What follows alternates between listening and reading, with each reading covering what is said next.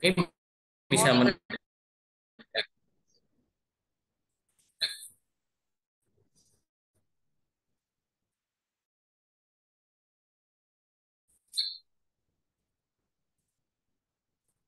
saya, teman-teman? Apakah bisa mendengar suara Bisa, saya? Bisa, Oke. Pak. Pak. Nah, silahkan. Siapa yang mau menuliskan di chat?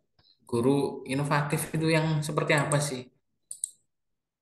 Ini kalian calon guru nih. Sekarang sedang micro teaching kan ya? Sedang micro teaching.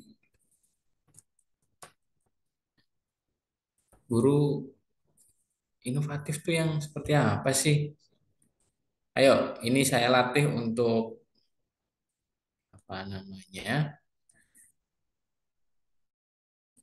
Kalian yang aktif. Halo, apakah bisa mendengar?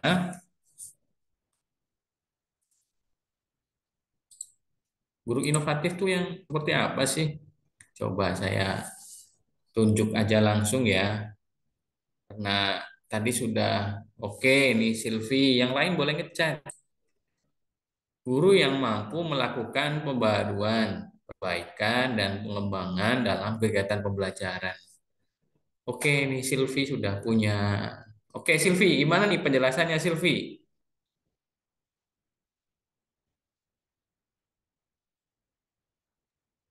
Jadi guru Silvi, yang eh, kreatif, terus terus belajar, bisa menerima pembaruan dari proses pembelajaran, bisa memahami karakter dari peserta didiknya.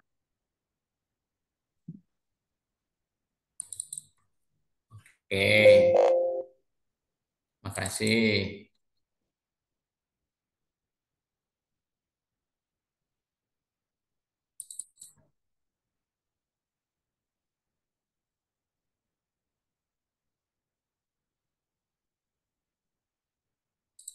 Jadi guru yang ini siapa lagi nih?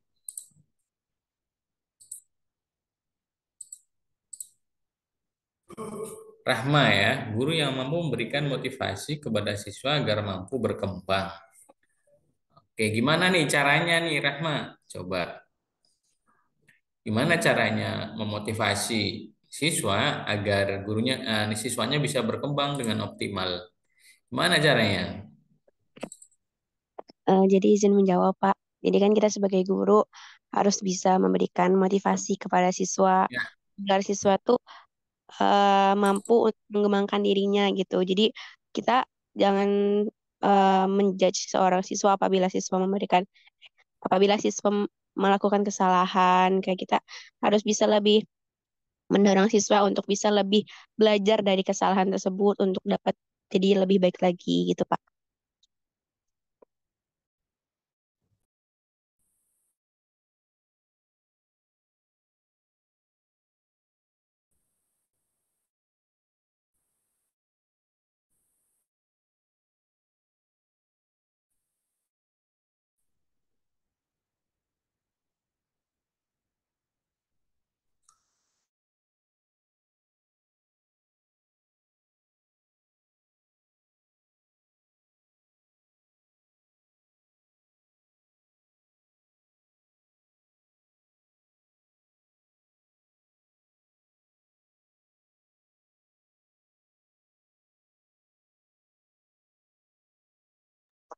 Bapak maaf nggak ada suaranya.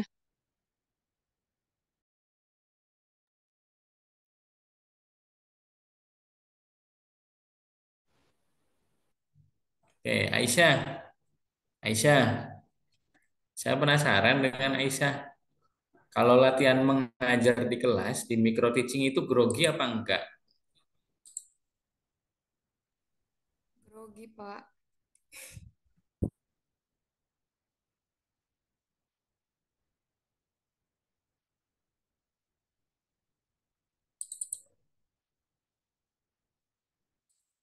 Kalau Halo?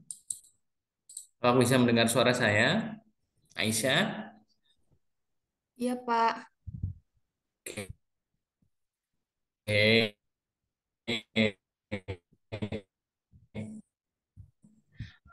Aisyah, kalau latihan,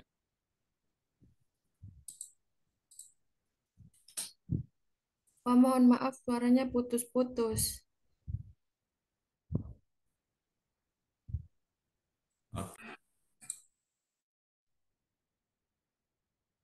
oke.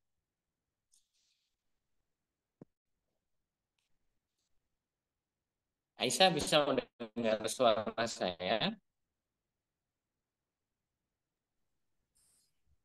Iya, Pak, tapi suaranya putus-putus. Suaranya putus-putus. Oke, oke. Sepertinya jaringannya nih. Sebentar. Saya tadi juga terlempar. Saya tadi juga terlempar. Nah, terputus-putus nggak ini? Aisyah.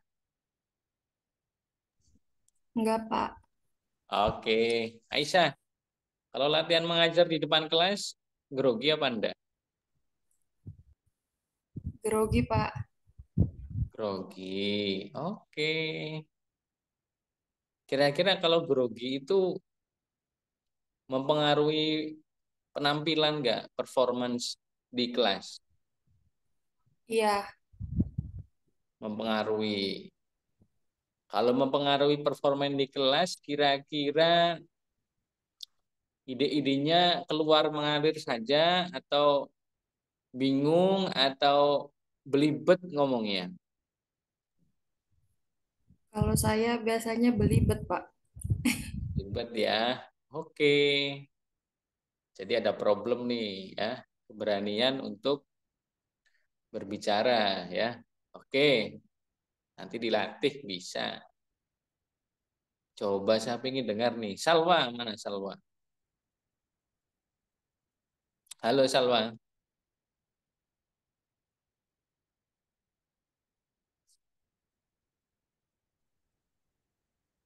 Hadir Bapak. Hadir ya. Iya Bapak.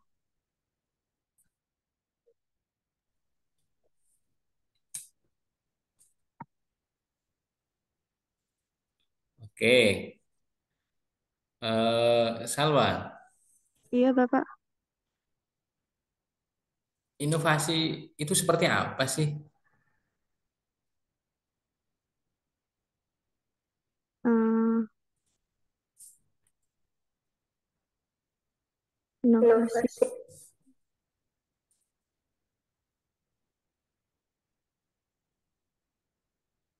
Inovasi. Kayak Kayak ide.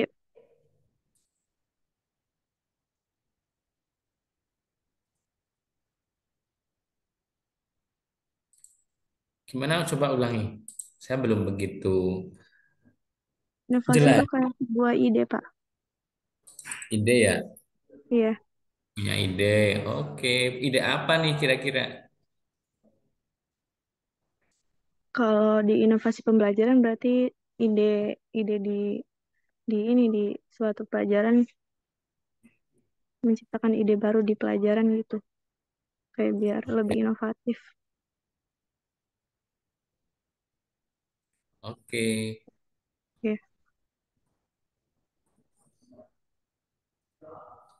ya apalagi?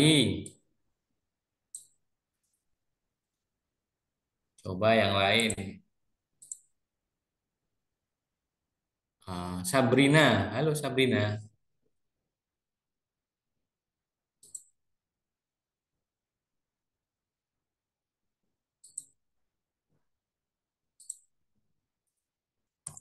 Halo Sabrina.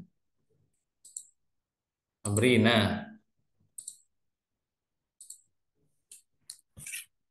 menurut Sabrina, guru sains yang inovatif atau guru biologi yang inovatif itu yang seperti apa sih?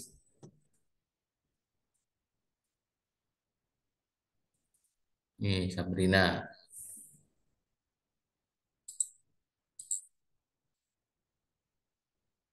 Sabrina, di mana? Jangan-jangan Sabrina ditinggal tidur nih, di on kan terus ditinggal nih.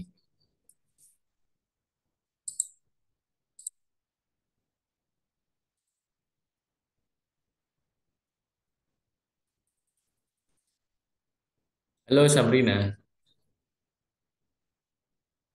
bisa mendengar suara saya, Sabrina?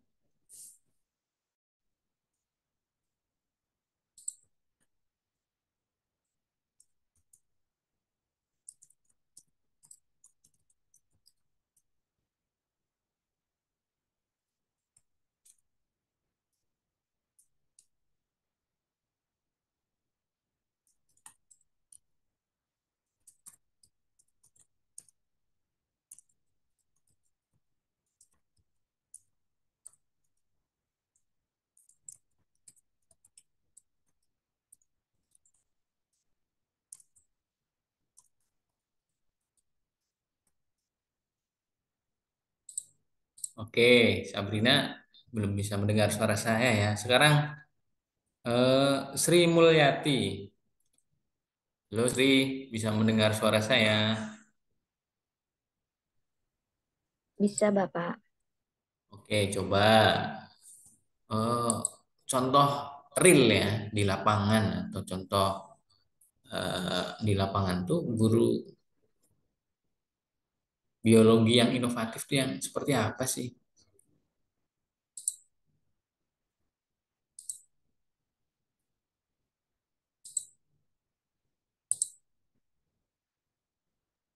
Izin menjawab, Bapak.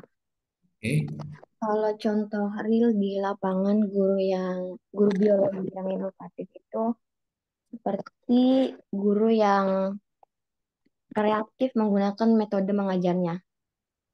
Seperti kayak menggunakan teknologi. menggunakan teknologi. Iya, Oke,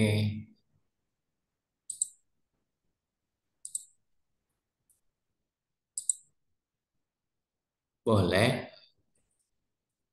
menggunakan teknologi. Oke, makasih. Sekarang coba Alia. Iya, Pak. Ya, Alia gimana nih? Guru Men biologi yang inovatif. ya, menurut saya guru biologi yang inovatif adalah guru yang bisa mengimplementasikan keilmu biologiannya di dalam dunia nyata lewat praktikum ataupun observasi ke lapangan langsung agar bisa dicerna oleh siswanya karena biologi tidak hanya dibutuhkan teori namun juga praktek gitu, Pak. Oke, Iya. terima kasih.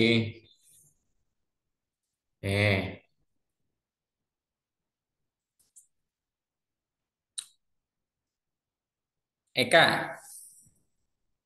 Eka. iya Pak. Eka, menurut Eka, guru biologi yang aktif itu, inovatif itu yang gimana sih?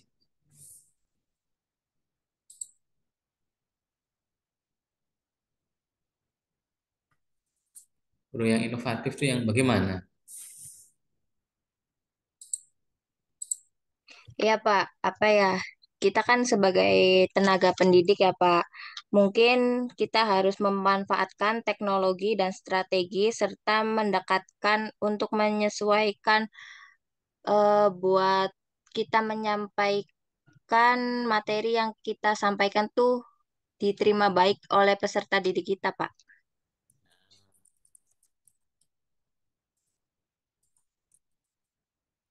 Terima kasih, Alia. Eka. Iya Emilia. Bapak. Emilia. Iya, Pak. Gimana sih guru biologi yang inovatif?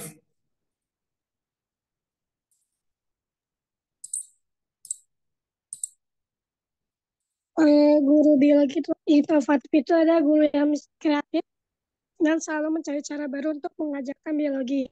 Jadi guru biologi itu tidak hanya mengandalkan buku atau ceramah, bisa juga menggunakan metode metode pembelajaran menarik dan interaktif atau menggunakan teknologi terbaru, Pak? Oke, menggunakan metode pembelajaran yang menyenangkan, interaktif ya. Oke, makasih Emil. Kemudian Erika. Nih saya sudah menuliskan di sini nih. Iya, Pak. Hadir, Pak. Menurut Erika, Iya, metode menurut guru biologi yang inovatifnya gimana sih? iya, Pak. Jadi guru biologi yang inovatif itu seperti guru yang memanfaatkan platform pembelajaran seperti via YouTube, Zoom, Google Meet gitu, Pak. Oke, makasih. Saya mau nanya nih.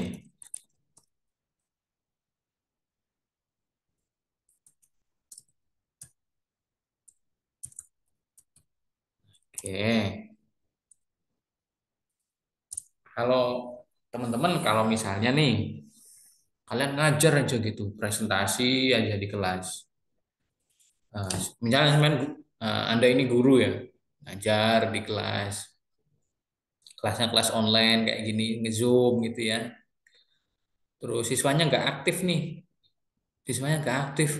pada diem baik. Terus habis itu kameranya ditutup semua.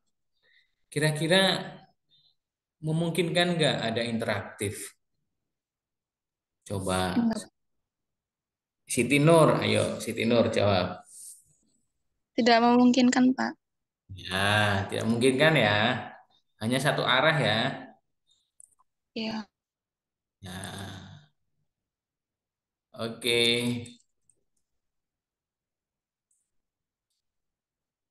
Sebaiknya bagaimana nih Siti Nur? harus ada interaksi dari satu pihak ke pihak lainnya, Pak, Oh, agar berjalannya pembelajaran. oke, bagus jawabannya. Jadi harus ada interaktif nih, ya. Walaupun kalian di rumah ya sambil masak mungkin ya, mau bikin takjilan misalnya, baru jam 8 bikin takjilan ya. Mau bikin kue buat lebaran misalnya ya. Uh, udah. Ini hari keberapa puasanya?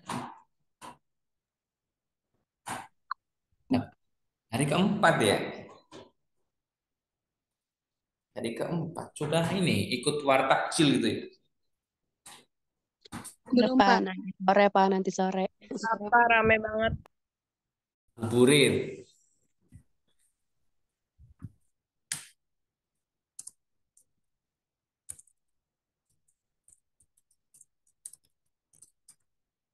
Oke. Nih, memanfaatkan teknologi dalam pembelajaran. Ini guru biologi inovatif ya. Bro, ini saya dari kalian nih.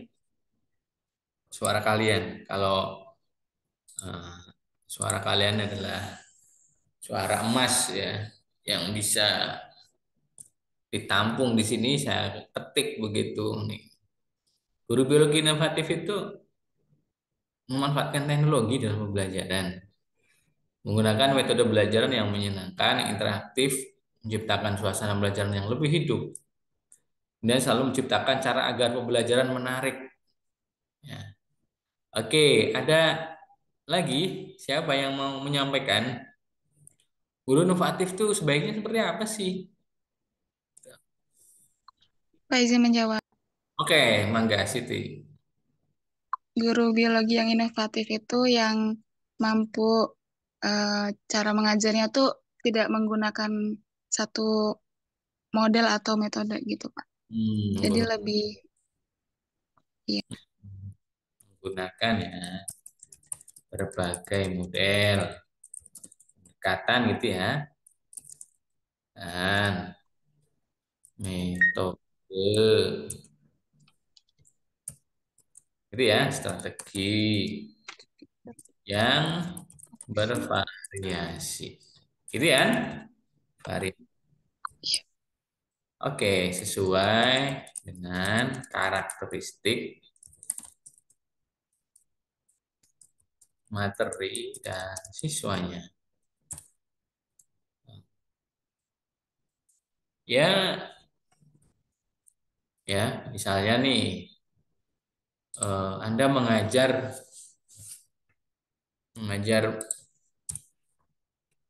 materi biologi di daerah pegunungan, misalnya ya, daerah pegunungan yang sekolahannya itu punya keterbatasan. Misalnya ternyata tidak ada laboratorium, nggak punya ruangan laboratorium. Nah, saya ingin bertanya nih, siapapun boleh menjawab. Bagaimana sih cara agar kegiatan praktikum biologi atau IPA bisa terlaksana tanpa adanya laboratorium yang ideal? Ya, laboratorium yang ideal itu ada mikroskopnya, ya, ada alat-alat labnya, ada gedungnya, gitu ya, ada just labnya, gitu ya. Nah, menurut teman-teman, bagaimana sih menciptakan pembelajaran biologi yang inovatif yang dalam kondisi di sana? Coba, boleh. Jawabannya banyak sekali nih, boleh. Silakan jawab.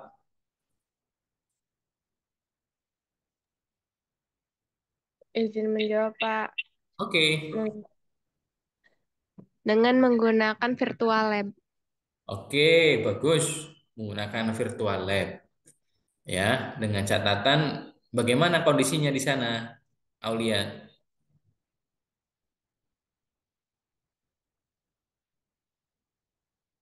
Apakah harus ada syarat kalau pakai virtual lab? Syaratnya apa kira-kira? Izin menjawab lagi, Pak.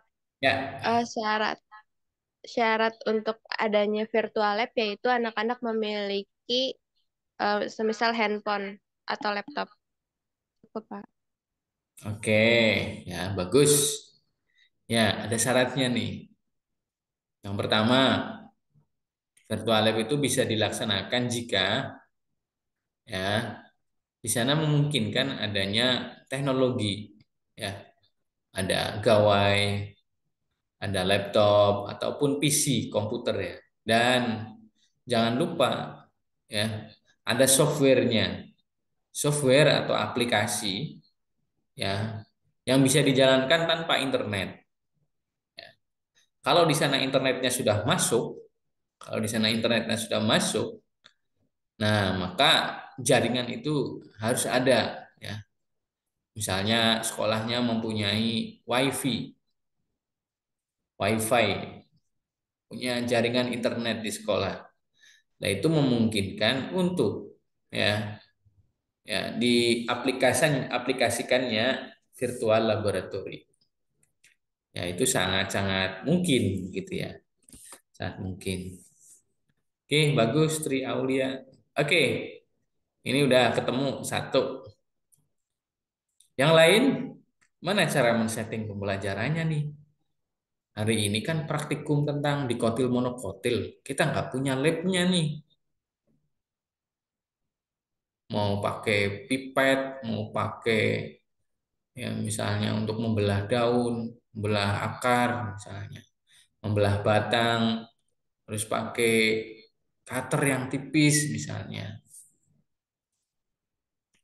Atau gimana nih cara men-setting pembelajarannya? Coba sob, siapa lagi yang belum menjawab? Boleh menjawab. Saya di kelas saya ini saya latih Anda untuk berani bicara. Saya tahu ya. eh, Semester 6 ini, kalian semester 6 kan? Iya, Pak, semester 6. Iya, Nah, Pak. semester 6 itu harus berlatih mengajar, berlatih micro teaching ya, latihan ngajar. Nanti di sekolah juga latihan bicara. Itu perlu latihan. Nah, latihannya di kelas ini. Ya, saya berharap teman-teman berani untuk berbicara. Yuk, silakan. Saya latih untuk berani bicara. Saya tidak akan menyalahkan. Santai saja. Ayo, siapa yang belum?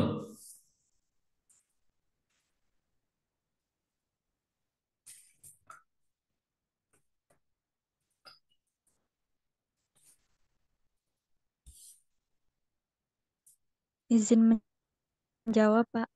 Oke, silakan Netris. Kita bisa melakukannya dengan lingkungan sekitar, Pak. Oke, gimana settingnya? Observasi kita mengenalkan kepada siswa tumbuhan monokotil seperti apa, tumbuhan dikotil seperti apa, dan contoh-contoh dari tumbuhan di sekitar, Pak. Oke, good. Jadi memanfaatkan lingkungan sekitar atau alam ya di sekitar sekolah itu ya sebagai sumber belajar. Ya, dikenalkan ya mana monokotil, mana dikotil, kemudian apa namanya eh, kapan ya harus observasi menggunakan instrumen apa saja ya. Instrumennya apa kira-kira teman-teman? Untuk agar nanti observasi di lapangan atau di sekitar lingkungan sekolah itu berhasil, apa yang diperlukan? Etris, Etris lagi aja. Halo Etris. Kita nyiapin lembar kerja siswa, Pak. Oke, menyiapkan nih, lembar kerja observasi ya. Oke, oh dia menyusun instrumen ya. Yang bukan lembar kerja nih. Nah, ini di sini ada virtual lab, kan? Nah, ini ada variasi metode ya. Tadi observasi di lapangan. Oke. Siapa lagi yang mau menyampaikan? Tadi udah virtual lab, ke lapangan. Ada lagi yang bisa teman-teman gali lagi. Apa kira-kira?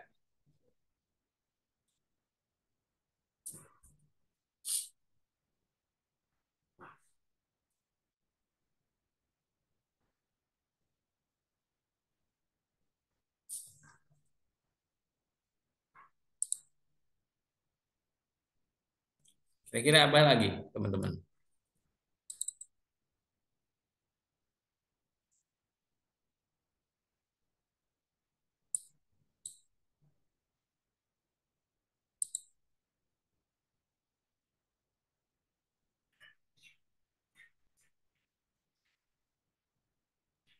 Bapak izin menjawab.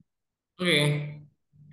Jadi mungkin hal lain yang bisa dilakukan dengan cara melihat video edukasi atau video tentang tumbuhan tersebut, Pak. Seperti sekarang kan sudah banyak ya, Pak, di platform media sosial kayak YouTube, Instagram ataupun TikTok kan di situ kita sudah bisa memberikan informasi kepada siswa tentang bagaimana sih perbedaannya walaupun mereka belum bisa melihat secara langsung setidaknya mereka memiliki dan mengetahui pengetahuan apa itu perbedaan dari tumbuhan monokotil ataupun dikotil gitu Pak.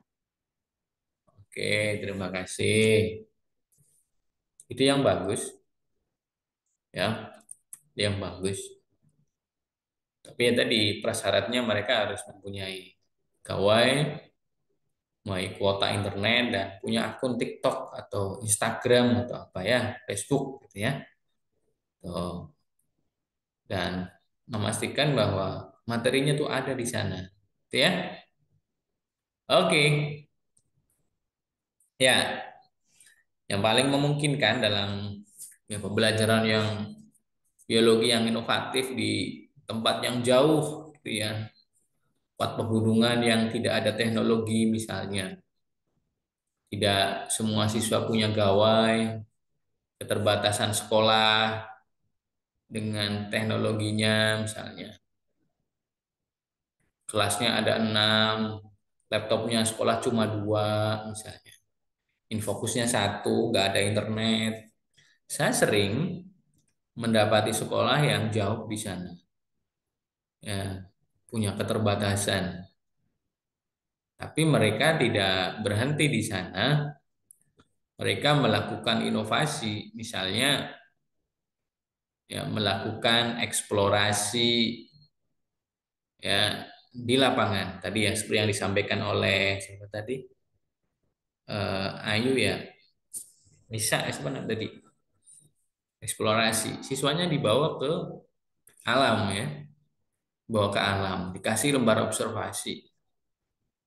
Nah, mereka di sana siswanya disuruh untuk mengidentifikasi, misalnya eh, pohon kelapa. Pohon kelapa itu karakteristik daunnya seperti apa? Ditulis tuh. Daunnya misalnya, kemudian karakteristik akarnya. Kan akarnya daun kelapa itu kan, pohon kelapa kan kelihatan ya, keluar ya. Kemudian bijinya, kelapanya sendiri. Kalau kelapa itu monokotil atau dikotil? Monokotil, Pak. Monokotil. Monokotil.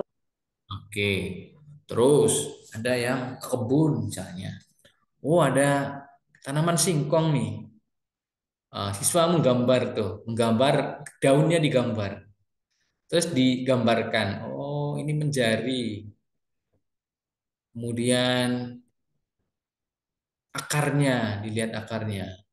Atau bonggol apa namanya, singkongnya dicabut misalnya. Oh, seperti ini ya gitu ya. Oh, batangnya dilihat. Kalau singkong itu monokotil atau dikotil pohonnya? Tumbuhan apa itu? Singkong. Singkong dikotil, Pak. Dikotil. Oke. Nah, begitu seterusnya ya. Begitu seterusnya. Sampai ada rumput teki, tahu rumput teki? Rumput yang gulma itu ya. Padi gitu ya. Padi itu monokotil atau dikotil ya? Digambar buahnya, padinya itu butir-butirnya, daunnya gitu ya.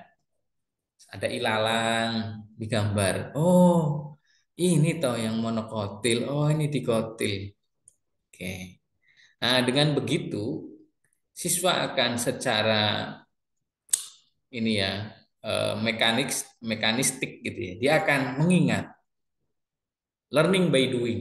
Dia mengingat apa yang dia lakukan, menyentuh, menggambar ya, oke, mengamati. Nah, dia bisa ingatannya kuat tuh, turun langsung ke lapangan. Beda kalau misalnya duduk di kelas, duduk cantik misalnya ya, disuruh ngafalin tumbuhan monokotil ciri-cirinya A B C D E. Tumbuhan dikotil ciri-cirinya B C D E misalnya.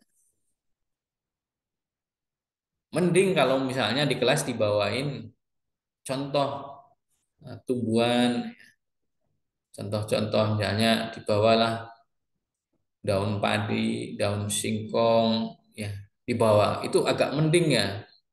Mending tuh ada spesimen, ada contoh langsung gitu ya. Tapi kalau siswa langsung turun mengidentifikasi atau mungkin diberi project gitu ya. Diberi project ya. Mereka diberi project, diberi ini ya, lembar observasi. Nah, mereka disuruh di rumah masing-masing atau di lingkungan masing-masing untuk mengidentifikasi. Nah, begitu di kelas, nah, nanti di kelas ada presentasi. Nah, itu lebih menarik juga. Bagus juga seperti itu. Nah, begitulah gambaran terkait dengan eh, guru biologi yang inovatif.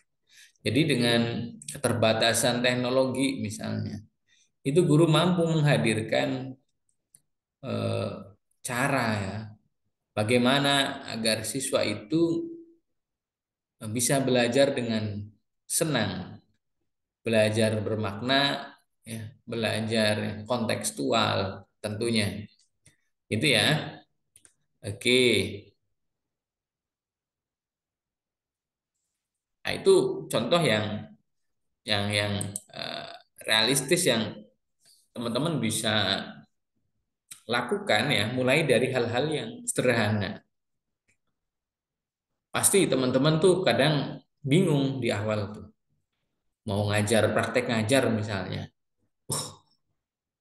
Materinya dibagi aja, dibagi. Materinya dibagi. Nah, setelah itu bingung tuh. Materinya dibagi. Aduh, saya dapat ini gimana ya cara ngajarnya ya? Pakai media apa ya? Pakai bahan ajarnya seperti apa ya? Pernah nggak terlintas seperti itu? Pernah, Pak. Ya. Sekarang sudah mulai latihan ngajar belum? Belum. Belum, Pak. Belum ya? Hari ini kan pertemuan kedua ya. Iya, Pak. Pak.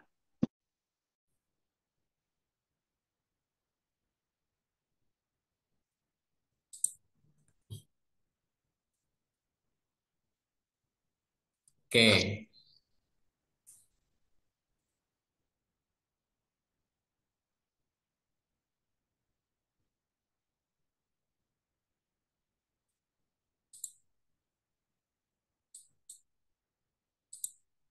Oke. Jadi teman-teman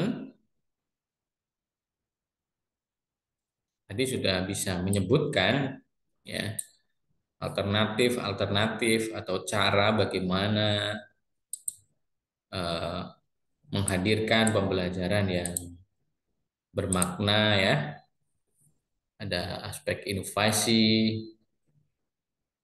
Oke.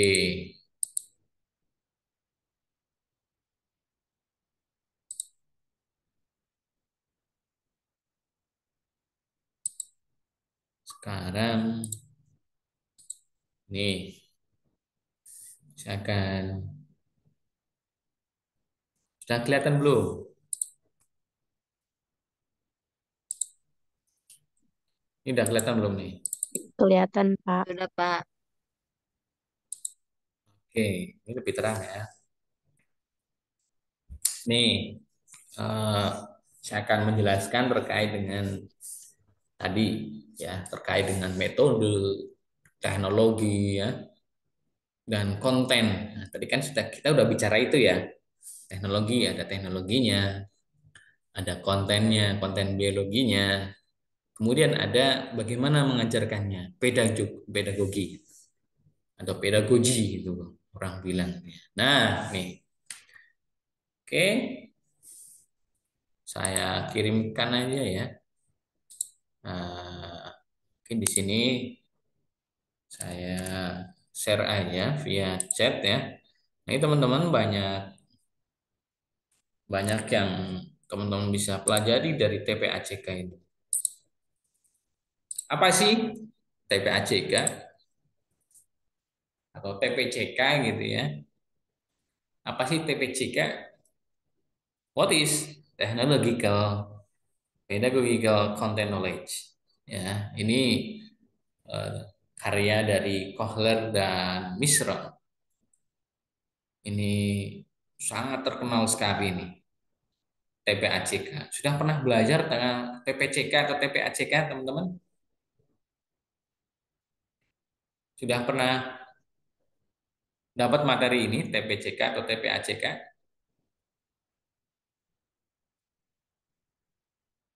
Halo, halo Tri Aulia, sudah pernah dapat materi ini? Apa sih TPACK gitu ya? Apa sih? Sudah pernah, Pak, Nama siapa?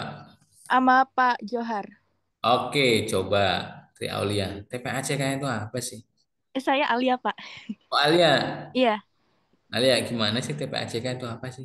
TPACK tuh melakukan riset di lapangan, Pak, secara langsung. Hmm, gimana gimana? Coba diulangi. TPACK adalah proses pembelajaran di mana materi ini disandingkan dengan proses pembelajaran di lapangan secara langsung, Pak. Oke, ada yang lain?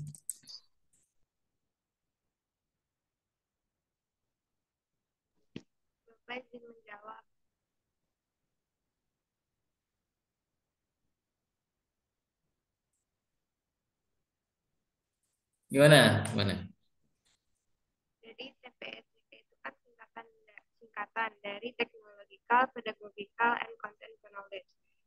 Jadi gimana dari arti tersebut, pembelajaran TPACK itu adalah pembelajaran yang menggunakan pendekatan melalui penggabungan antara teknologi, pedagogi, dan konten dalam proses pembelajaran. Oke. Ya. Ya, jadi makasih siapa Tami ya. Nah, di sini itu ada framework ya, framework guru ya. Bagaimana mengintegrasikan teknologi, kemudian pedagogi ya, dan content knowledge. Ya. Nah, framework itu dibangun oleh Sulman yaitu PCK, Pedagogical Content Knowledge. Di sana menurut Sulman itu teknologi itu udah masuk di sini PCK. Nah, kemudian Mislau and Kahler itu mengembangkan TPACK. Ya. TPACK, Technological, Pedagogical, and Content Knowledge. A-nya itu N. Ya. Nih ada aspek ini nih.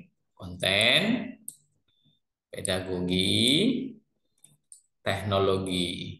Ya, ada 3 aspek ini. Oke, di sini ada digambarkan the challenge of teaching with technology, tantangan mengajar menggunakan teknologi. Ya, biologi ya itu dekat dengan teknologi, fisika, kimia, ya, nih, ya kan? Ini misalnya pembelajaran tradisional, ya, nih. The most traditional pedagogical technology are characteristic by specific. Jadi sangat spesifik karakteristiknya. Ini pembelajaran tradisional, misalnya pensil untuk menulis, mikroskop untuk melihat objek-objek yang kecil. Ya. Nah, tapi hari ini teknologi digital itu sangat cepat sekali perkembangannya. Ya, gimana cara mengajarkan materi biologi ya yang mengintegrasikan aspek digital, aspek digital.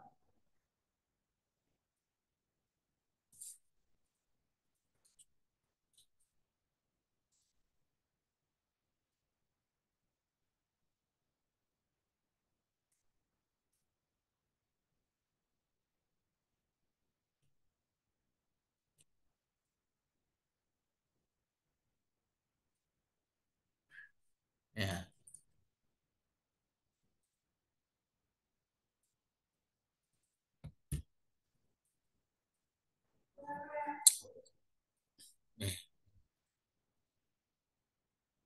Kemudian nih ada face to face communication ini. Kalau face to face itu kan langsung ya. Kita hari ini sudah uh, asinkronus ya menggunakan teknologi Zoom ya, Gmeet dan platform yang lain ya. Itu teknologi juga. Tool ya. Sebuah pendekatan to thinking about teknologi integrasi. Bagaimana tentang berpikir tentang integrasi teknologi. Gimana sih mengintegrasikan teknologi itu gitu ya. Nah, di sini dijelaskan nih. Ya. Nih di sini. The TPACK framework builds of Schulman. Description of PCK to describe how teacher understanding to educational technology and PCK interact with one. Jadi bagaimana teknologi itu bisa membantu guru ya, melaksanakan pembelajaran yang interaktif, ya, sehingga pengajarannya itu menjadi pengajaran yang efektif, gitu ya, dan yang efektif. Jangan sampai teknologi itu digunakan malah tidak efektif, tidak efisien, ya. Jadi dimasukkannya hadirnya teknologi di dalam pembelajaran itu ya ada tujuannya, bukan untuk gaya-gayaan, bukan untuk keren-kerenan, bukan, ya, bukan untuk keren-kerenan, bukan untuk gaya-gayaan. Jadi teknologi itu ya untuk bagaimana agar pembelajaran di kelas itu efektif, efisien. Efektif, efisien itu artinya bahwa pesan-pesan yang kita sampaikan itu sampai, bisa dipahami dengan baik, ya, siswanya tuntas dalam waktu yang singkat, gitu. Itu efektif, efisien.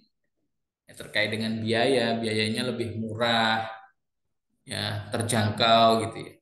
Nah, itu teknologi itu seperti itu. Jadi bagaimana teknologi itu bisa lebih efektif, ya, atau mempunyai dampak dalam pembelajaran.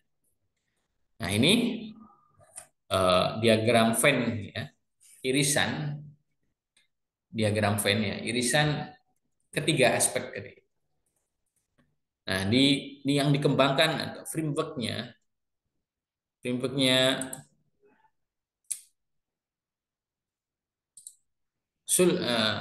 Misla and Kohler itu seperti ini.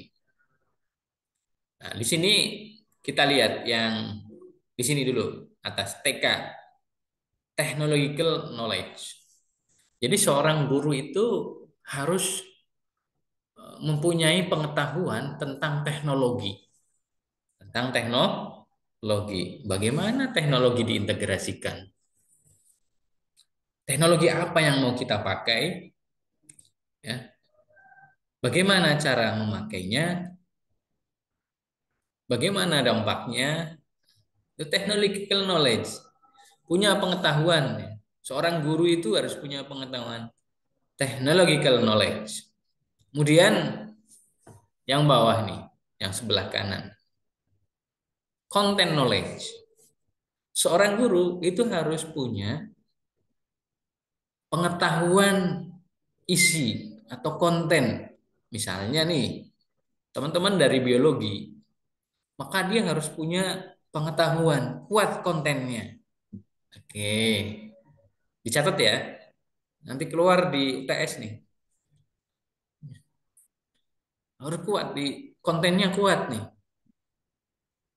Ya, mengajar materi tentang misalnya perubahan lingkungan, dia mengetahui betul, memahami dan menguasai materinya. Kemudian menguasai materi tentang materi persilangan misalnya. Itu dia jago. Dia pernah praktek misalnya menyilangkan mangga A dengan mangga B, jadinya mangga apa misalnya. Misalnya mangga arum manis dihilangkan dengan mangga gedong gincu misalnya. Kira-kira jadinya gimana ya? Ada nggak teman-teman di antara teman-teman ini pernah menyilang-nyilangkan gitu? Arum manis nih, di stek misalnya. Ada arum manis, disilang dengan gedong gincu. Kira-kira nanti gimana ya? Oh, nanti mungkin ukurannya akan lebih besar. Ada warna oranye-oranye gitu ya. Kalau arum manis itu kan panjang gitu ya. Lonjong panjang. Kalau gedong gincu itu kan ada agak bulat-bulat gitu ya. Nah, kira-kira untuk mendapatkan bibit, mendapatkan keturunan misalnya yang agak terus gedong gincu itu kan wangi gitu ya. Ada asam-asamnya begitu ya. Nah, kalau arum manis itu kan manis begitu ya. Nah, kalau disilangkan tuh kira-kira mendapatkan manis agak asam tuh seperti apa? warnanya agak oranye gitu ya kulitnya. Orang-orang agak ada merah-merahnya gitu ya. Eh, itu kira-kira gimana? Nah, itu bisa ya. Punya pengetahuan itu. Syukur-syukur tadi sudah mempraktekkan misalnya. Itu pakar jadi punya konten ya. Kemudian yang ketiga adalah pedagogical pedagogical knowledge. Bagaimana dia tahu bagaimana cara mengajarkannya. Cara mengajarkan. Oh, materi persilangan itu harus praktek misalnya. Ada simulasi misalnya ya. Nggak bisa terus kemudian hanya nyoret-nyoret di papan tulis, diceramain gitu, udah selesai. Pewarisan itu sifatnya yang generatif, yang fenotip, misalnya. Gimana sifat fenotipnya misalnya. Eh, dia tahu lah cara mengajarkannya, perhitungan-perhitungannya gitu ya. Nah, ini dia saling beririsan. Misalnya nih, teknologi dengan pedagogi. Itu nanti jadi TPK, Technological Pedagogical Knowledge. Jadi pengetahuan tentang teknologi dan pengajaran. Bagaimana mengajarkannya. Kemudian di sini technological knowledge dengan content knowledge. Jadi TCK, technological content knowledge. Kemudian di sini yang warna kuning ini dengan warna biru, PK dengan CK jadi PCK, pedagogical content knowledge. Nah, mereka ini kan saling beririsan nih di tengah-tengah, ya. Ini termasuk anggota di sini, ini lah. Di sini nih. Disinilah gabungan dari tiga ini menjadi apa? Technological, Pedagogical, Content Knowledge, TPICK. Kalau orang Indonesia ya TPACK. Kalau TPICK gitu ya bisa. Nah ini ya kerangkanya Misra dan Kohler. Ini sangat terkenal ini ya, sangat terkenal. Oke,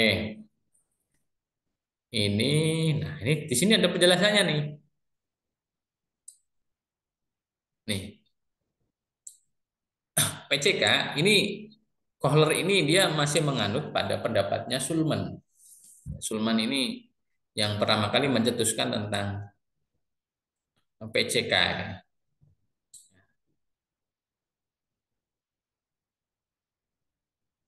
Jadi pedagogical content itu bagaimana seorang guru itu bisa menciptakan pembelajaran ya, yang mana dia itu juga menguasai materinya. Dia tahu materinya, bagaimana cara mengajarkannya. Sehingga apa? Pembelajarannya itu efektif. Nih, efektif teaching ya. Jadi belajar lebih efektif. Ini pedagogical knowledge. Di sini pedagogical knowledge itu termasuk di dalamnya adalah misalnya di sini nih. Bagaimana seorang guru itu mampu ya memanage kelas. Kemudian mampu menyusun instrumen. Mampu merancang pembelajaran. Itu pedagogical knowledge nih, lesson planning. Lesson planning itu ya RPP kalau orang bilang tuh. Bikin RPP, lesson planning. Kemudian student assessment itu mengakses, menilai siswa belajar. Kemudian understanding how student learn. Jadi memahami bagaimana siswa itu belajar. Ya, itu pedagogical knowledge. Kalau yang pedagogical content knowledge ya tadi digabungkan dengan kontennya. Nah, di sini ada nih PCK itu mengcover terkait dengan bagaimana proses pembelajaran, belajar dan mengajar, kurikulum, ya, assessment and reporting. Ya. Misalnya kurikulum itu kan bicara tentang konten, dan bicara tentang bagaimana cara mengajarkannya. Itu kurikulum tuh. Assessment dan reporting itu termasuk PCK nih. Assessment dan reporting itu melaporkannya. Eh, membuat mengakses, menilai siswa. Kan dia juga harus menguasai konten. Yang membuat indikator pembelajaran, indikator soalnya, ya, jenis soalnya, uraian atau pilihan ganda, mengukur keterampilan berpikir tingkat tinggi atau berpikir tingkat rendah, misalnya. Nah, itu masuk di sini. Kemudian technological knowledge. Di sini eh, menggunakan bagaimana pembelajaran itu ya menggunakan teknologi. Ya. Dengan adanya teknologi tadi ada interaksi di dalam pembelajarannya, ya. Sehingga apa? Proses pembelajaran itu lebih interaktif, ya, pemecahan masalah, ya. Nah, itu. Kemudian ini technological content knowledge, ya. Itu pengetahuan tentang teknologi dan konten, ya.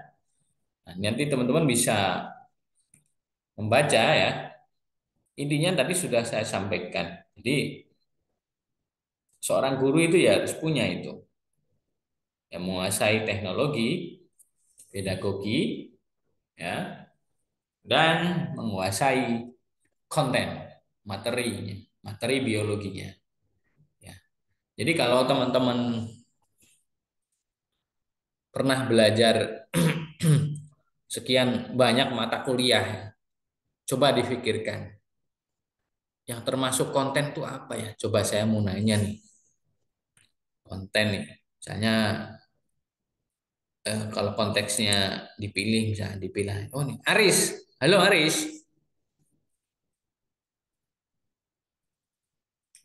Iya, Aris, Bapak.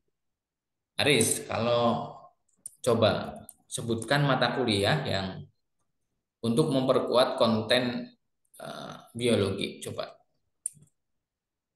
Mata kuliah. sebutkan.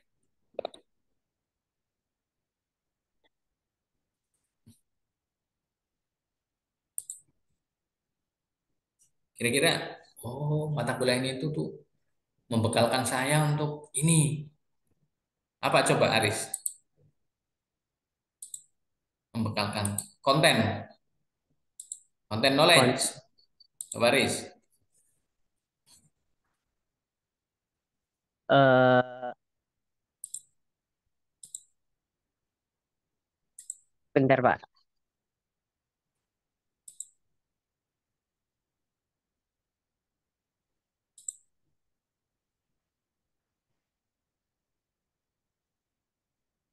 Kayak ini, Pak, pengelolaan ilmu lingkungan gitu, ta, Pak. Oke. Apalagi? Coba disebutkan. Terus kayak mikrobiologi, ekologi, kita dapat kontennya tuh memper apa ya, kita belajarnya tuh langsung gitu, Pak. Oke.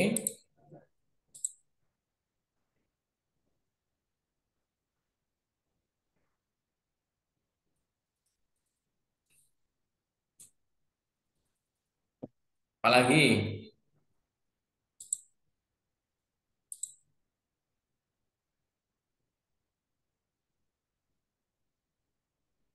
Terus biosel, terus ada genetika. Oke. Biosel, genetika. Kira-kira di mata pelajaran biologi ada nggak di SMA, di SMP?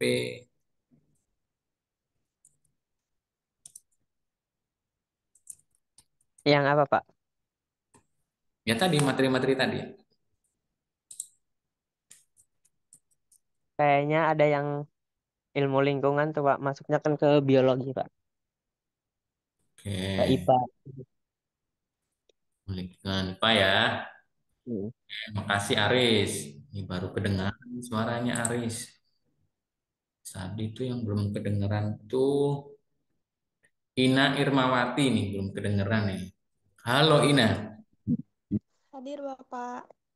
coba mata kuliah apa yang memperkuat untuk bekal Anda terkait teknologi? Mungkin dalam aspek SMP ataupun SMA kita bisa menerapkan mata kuliah tentang biologi dasar, yaitu konsep biologi dasar eh, itu ada evolusi, ekologi, dan sistem organisme, Bapak. Itu konten atau teknologi? Itu kontennya. Oke. Kira-kira mata kuliah apa yang membekalkan ke arah teknologi? Irma, Kalau kalau ke mata kuliah bioteknologi, Bapak.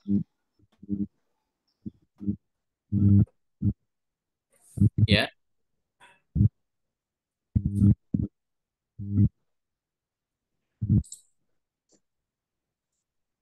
Kira-kira mata kuliahnya apa yang memperkuat teknologi? Halo? Penguasaan materi teknologi. Ini Lebih ke bioteknologi, Bapak. bioteknologi. Ya, karena dapat mengaplikasikan teknologi dalam bidang biologinya, kayak seperti rekayasa genetika dan kultur jaringan juga bisa, Bapak. Hmm. Ada lagi yang lain? Izin menjawab, Pak. Ya, ayo coba dijawab. Multimedia. Multimedia. Oke, apalagi? Terus ada hampir semua mata kuliah udah pakai teknologi, Pak. Baik itu yang langsung di laboratorium maupun yang kayak menggunakan Canva, blog, dan lain-lain, Pak. Oke, sip. Di multimedia, pembelajaran berbasis komputer itu ya. Itu juga bisa itu cyber culture gitu ya. Cyber cyber culture itu juga bisa untuk memperkuat nilai-nilai budaya cybernya gitu ya. Oke, sekarang ke pedagogi. Pedagogi itu contohnya mata kuliahnya apa aja? Untuk memperkuat profil Anda menjadi guru biologi gitu. Di mata kuliah apa kira-kira?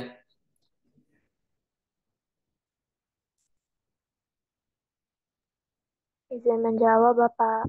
Nah, silakan. Telah kurikulum biologi Oke, SMP. telah kurikulum. Terus, Telah kurikulum IPA. oke, telah kurikulum IPA. Terus, Belajar dan pembelajaran, Bapak. belajar pembelajaran. Oke, Perkembangan peserta didik, Pak. perkembangan studi didik. Oke, cukup ya. Jadi, sebenarnya mata kuliah yang diajarkan di kampus kita itu ya membekalkan itu. Sehingga harapannya seorang guru itu nanti punya eh, aspek-aspek tadi, ya, pedagogical, technological, konten ya, itu. Atau TPK, TCK ya, TPK. Nah, itu ketiganya punya itu. Asesmen adanya mata kuliah asesmen ya. Itu kan untuk metodologi penelitian, yang asesmen itu untuk ya memperkuat kalian ya. Nanti ya bisa jadi guru yang ideal gitu menurut Sulman dan Kohler. Gitu ya. Oke, teman-teman. Teman-teman, hari ini siapa yang tidak masuk?